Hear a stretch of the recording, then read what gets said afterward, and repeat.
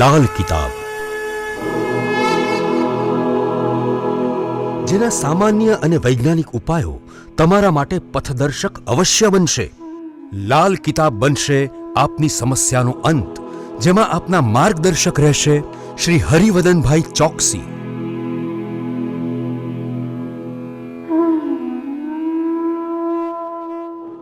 નમસ્કાર મિત્રો, હું હરિવદન ચોકસી આપ સૌનું સ્વાગત કરું છું. મિત્રો, આજના વિડીયોમાં આપનું ખૂબ ખૂબ સ્વાગત. મિત્રો, દર અઠવાડિયે આપણે એક વાર્તા સાંભળીએ છીએ અને વાર્તાનો સાર સમજવાની કોશિશ કરીએ છીએ કે આ વાર્તા મારા જીવનમાં ક્યાં કઈ રીતે ઉપયોગી થશે.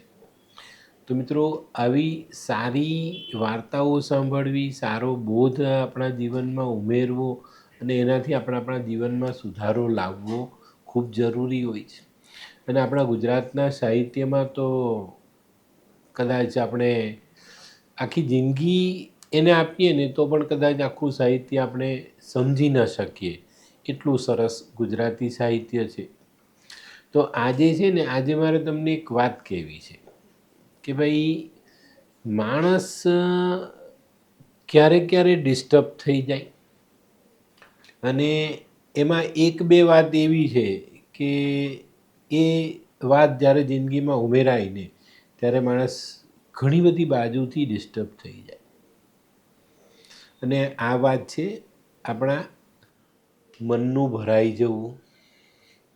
ચિંતાઓથી આપણું મન ભરાઈ જાય, એ થઈ જાય ત્યારે આપણે શું કરવું, ક્યાં શું કરવું એની સમજણ નથી પડતી. તો મિત્રો, આવા સમયે છે ને અમુક એવી જૂની યાદો આપણે આપણા મનમાંથી કાઢી નાખવી પડે. આજની ભાષામાં કહીએ તો ડિલીટ કરવી પડે.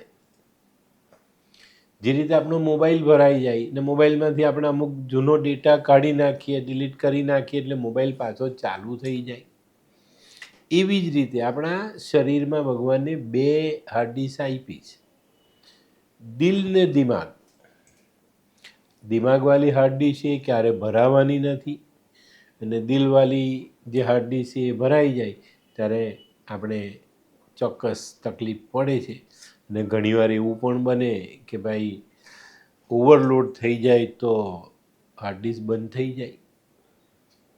આપણે જાણીએ ને, ઘણી બધી જગ્યાએ એવું સાંભળીએ કે ભાઈ ટેન્શનમાં ને ટેન્શનમાં ભાઈને હાર્ટ એટેક આવી ગયો. તો થાય છે એવું. તો આજે છે ને, આજે એક બહુ નાનકડી પણ બહુ મજાની વાર્તા સાંભળી, જેની પરથી આપણને ખ્યાલ આવે કે આપણે આપણા જીવનમાં ક્યારે કઈ વસ્તુઓને ડિલીટ કરવી જોઈએ.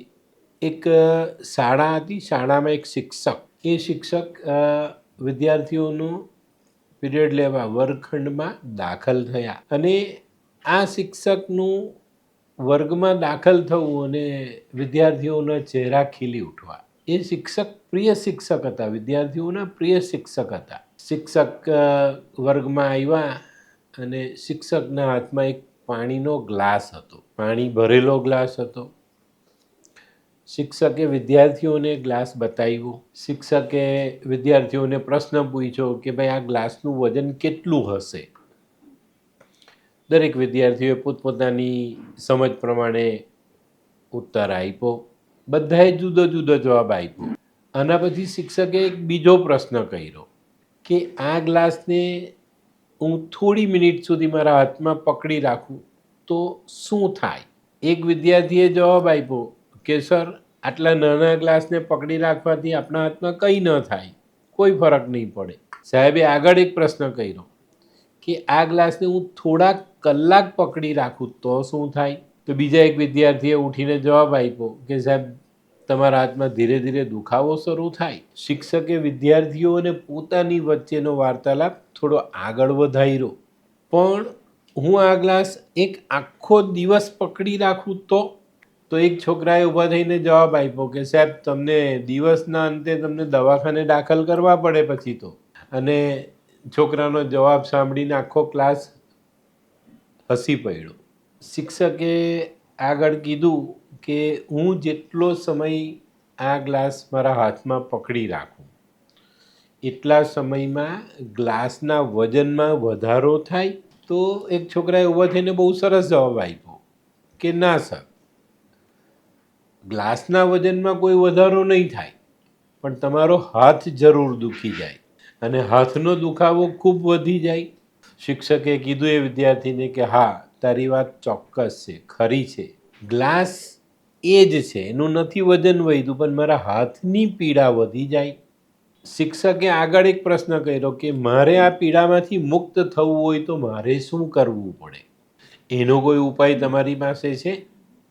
તો વિદ્યાર્થીએ ઊભા થઈને કીધું કે હા સાહેબ, આ ગ્લાસ તમારે ટેબલ પર થોડો સમય મૂકી દેવો જોઈએ. ગ્લાસ હાથમાં પકડીને ઊભા રહો એના કરતાં સાઈડના ટેબલ પર ગ્લાસ મૂકી દો. અને શિક્ષકે વિદ્યાર્થીઓને કીધું કે દોસ્તો, જીવનમાં પણ કેટલીક ઘટનાઓ આ ગ્લાસ જેવી જ છે. જો એને પકડી રાખીએ તો આપણો દુખાવો સતત વધતો જાય અને એને જો નીચે મૂકતા શીખી જઈએ તો આપણને બહુ મોટી રાહત મળે. આપણા જીવનમાં ઘણી વખત એવું બને કે જે આપણને નથી ગમતું, જે વાત આપણને નથી ગમતી તે બને. એવી ઘટનાને જો આપણે યાદ રાખીને પકડી રાખીને આગળ ચાલીએ તો દુઃખી થવું પડે. મિત્રો, ભગવાનની એક કરામત છે, એને પણ આપણે આની સાથે જોડી શકીએ છીએ. ભગવાન એક આત્માને જ્યારે નવું શરીર આપે છે ત્યારે એ જૂના શરીર સાથે જોડાયેલી બધી યાદોને મિટાવી દે છે. ત્યારે જ તો એ આત્મા નવા જીવનનો આનંદ માણી શકે છે ને. એને જો ગયો જન્મ યાદ રાખવાની શક્તિ ભગવાને આપી દીધી હોતે તો એ નવા જન્મમાં પણ દુઃખી હોતે. અને પૂર્વજન્મની યાદો લઈને જો માણસ નવા જન્મમાં જતો હોતે ને તો નવા જન્મમાં માણસ જન્મથી જ પાગલ હોતે. અને આ દુઃખ આત્માને ન પડે એના માટે ભગવાન નવા જન્મમાં ગયા જન્મની દરેક સ્મૃતિઓને હટાવી દે છે, ભૂંસી નાખે, ડિલીટ કરી નાખે છે. બસ આ જ રીતે જો આપણે આપણા આગળના જીવનમાં સુખી થવું હોય ને તો આપણા જીવનમાં ભૂતકાળમાં બનેલી ખોટી ઘટનાઓને આપણે ડિલીટ કરવી જ પડે. તો જ આપણે આગળનું જીવન સારી રીતે જીવી શકીએ. ઘણી ઘટનાઓ એવી છે કે જેને ભૂલવી થોડી અઘરી છે, પણ અશક્ય નથી. તો આ વસ્તુને જીવનમાં જોડતા શીખો, ડિલીટ કરતા શીખો. જૂની યાદો, દુઃખ આપનારી ઘટનાઓ, આ બધી વસ્તુઓને ડિલીટ કરવી પડે આપણા મગજમાંથી, તો જ જીવન જીવી શકાશે. જે રીતે આપણે મોબાઈલનો ઉપયોગ કરીએ છીએ તેમાં ઘણી વખત આપણો મોબાઈલનો જે ડેટા છે એની લિમિટ પૂરી થઈ જાય, એમાં વધારે પડતા ફોટાઓ, મેસેજીસ ને આ બધું એમાં ભેગું થાય ત્યારે આપણે એમાંથી ઘણી બધી વસ્તુઓ સિલેક્ટ કરીને ડિલીટ કરી નાખીએ ને મોબાઈલ ફરી પાછો ઓકે થઈને ચાલતો થઈ જાય છે. એક વખત એક જગ્યા પર હું બેઠેલો હતો, મારી બાજુમાં બેઠેલા એક ભાઈ હતા. મને એવું લાગ્યું કે આ માણસ થોડો ગામડાની સાથે જોડાયેલો છે, પણ એ ત્યાં મારી બાજુમાં બેસીને મોબાઈલમાં અમુક ફોટાઓ અને મેસેજીસને સિલેક્ટ કરીને ડિલીટ કરતા હતા. તો મેં એમને કીધું કે તમે આ બધું શેના માટે કરો? મોબાઈલમાં છે, રહેવા દો ને, કોઈ વખત કામ હોય તો. તો એમને ના કીધી કે ના, એને ડિલીટ કરવું જ પડે ને, ડિલીટ નહીં કરું ને તો મારો મોબાઈલ ચોંટી જાય, એમ કે એની ભાષામાં એને એવું કીધું. હેંગ થઈ જાય ને આપણો ડેટા ભરાઈ જાય તો કે ચોંટી જાય તો મારો મોબાઈલ કામ ન કરે, એટલે અમુક વખત આ બધું ડિલીટ કરી જ નાખવું પડે. તો મિત્રો, ગામડાના ઓછું ભણેલા લોકો પણ જ્યારે આ વાત જાણે છે તો પછી આપણે તો ભણેલા ગણેલા શહેરમાં રહેનારા એકદમ પેલા હાયર એજ્યુકેશન મેળવેલા લોકો છે, તો આપણે આપણી યાદોને કાઢવી બહુ જરૂરી છે ને. તો એને કાઢી નાખો. મિત્રો, માનવ જીવનમાં ઘણી વખત એવી ઘટનાઓ ઘટે છે, એવા બનાવો બને છે કે જેને આપણે બદલી શકતા નથી. તો પછી તેને વારંવાર યાદ કરીને દુઃખી થવાનું શા માટે? ઘણી વખત મારા જેવો માણસ કંઈક બોલે છે, તમે સાંભળો છો. ઘણીવાર કદાચ મારાથી ન બોલવાનું બોલાઈ ગયું, તમે સાંભળી લીધું. હવે એનો પસ્તાવો હું કરું કે ભાઈ આની જગ્યા પર કોઈ બીજા શબ્દનો મેં પ્રયોગ કર્યો હોત તો લોકોને વધુ ગમતે કે એનો પ્રભાવ જુદો પડતે. બોલાઈ ગયું, તમારા સુધી પહોંચી ગઈ વાત. હવે એનો અફસોસ મારે નથી કરવાનો.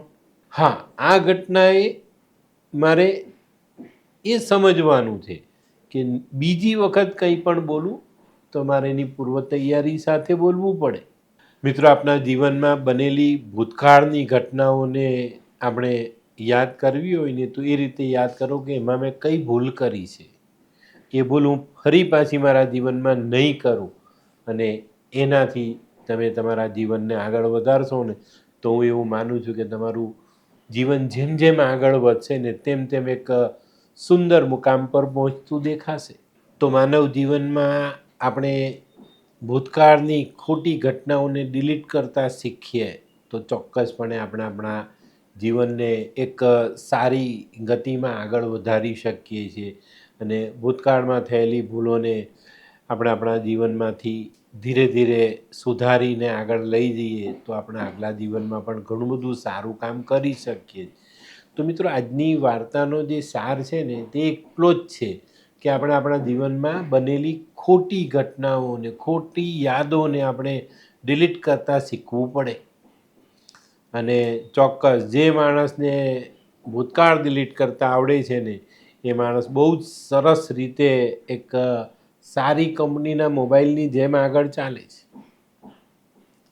મોબાઈલનો ડેટા કઈ કંપનીનો મોબાઈલ છે એની પર નિર્ભર નથી કરતો ને. એમાં જગ્યા છે કે ભાઈ એમાં આટલા જીબી આવે છે તો એટલા જીબી પછી એમાં જગ્યા આપણે કરવી જ પડે.